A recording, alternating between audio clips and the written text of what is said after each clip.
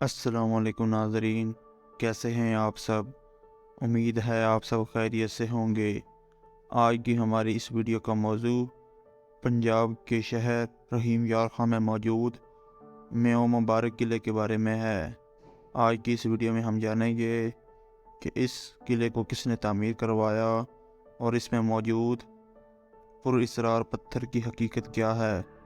آپ سے گزارش ہے کہ ویڈیو کو آخر تک لازمی دیکھیں، اور جو دوست چینل پر نئے ہیں وہ چینل کو سبسکرائب کر لیں۔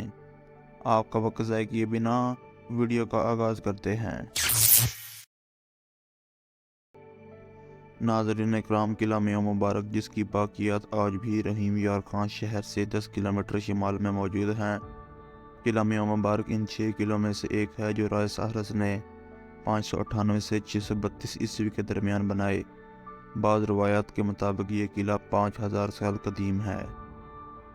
سہرس کے بنائے تمام قلعوں میں سے یہ واحد قلعہ ہے جو تاریخ سے لڑ کر اپنا وجود قائم رکھنے میں کامیاب رہا ہے۔ تاریخ کی کتابیں اس قلعے کی مستند معلومات کے حوالے سے خاموش ہیں۔ اس قلعے کے بارے میں جو معلومات آج ہم تک پہنچی ہیں وہ یہاں کے باسیوں کے ذریعے سینہ بہ سینہ منتقل ہوتی رہی ہے۔ آم کے گھنے اور تحت نگاہ پھیلے باغات کے درمیان استادہ یہ قلعہ تقریباً 549 میٹر کی فصیل پر محیط تھا، جس کے 20 مینار اور برج تھے۔ قلعے کے وسیع اور اس ڈھانچے کو مٹی سے بھرا گیا تھا، جبکہ پختہ اور موٹی اینٹوں سے بنی اس کی دیواریں انتہائی مضبوط اور چوڑی تھیں۔ آج بھی کہیں کہیں قلعے کی فصیل اپنی اصل حالت میں موجود ہے۔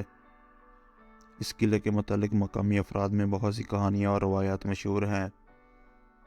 یہاں موجود ایک بڑا اور پر اسرار پتھر کے بارے میں یہاں کے لوگوں کا کہنا ہے کہ یہ پتھر جنات کا وزن کرنے کے لیے استعمال ہوتا تھا۔ ایک وقت تھا کہ اس کا وزن 5 ٹن ہوا کرتا تھا۔ وقت گزرنے کے ساتھ ساتھ اب اس کا وزن 1 ٹن رہ گیا ہے۔ اس پر مختلف نشانات بھی ہیں۔ یہ قلعہ ہماری شاندار ثقافت کا اہم حصہ ہے جو آج بھی کھنڈر کی شکل میں حکمرانوں کی نظر کرم کا منتظر ہے۔ رحیم یار خاں سے 10 کلومیٹر کے فاصلے پر میو مبارک کا قدیم قلعہ موجود ہے۔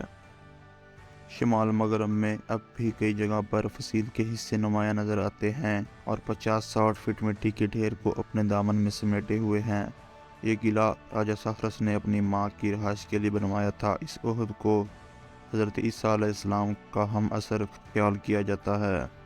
اس نے اپنی ماں کے نام پر اس جگہ کا نام ماؤ رکھا تھا۔ کبھی قلعے کے 20 برج تھے اور 4 دمدے تھے۔ فصیل پختہ اور مضبوط تھی۔ مدتوں بعد اسی خاندان کے ایک راجہ کے لاش نے اس کو مرمت کرایا تھا۔ سلطان محمود غزنوی نے اپنے حملے کے دوران اس قلعے کو فتح کیا اور اس کو مرمت کرایا تھا۔ 1569 عیسوی میں سلطان حسین آرغون نے پھر اس قلعے کو فتح کر لیا۔ 6 صدی ہجری میں حضرت شیخ حمید الدین حاکم جو حضرت شاہ رکن عالم کے خلیفہ خاص تھے، اس جگہ کو اپنی رہائش کے لیے منتخب کر لیا اور یہاں کے ہزاروں خاندانوں کو مسلمان کیا۔ انتقال کے بعد آپ کی جسد خاکی کو یہیں سپرد خاک کر دیا گیا۔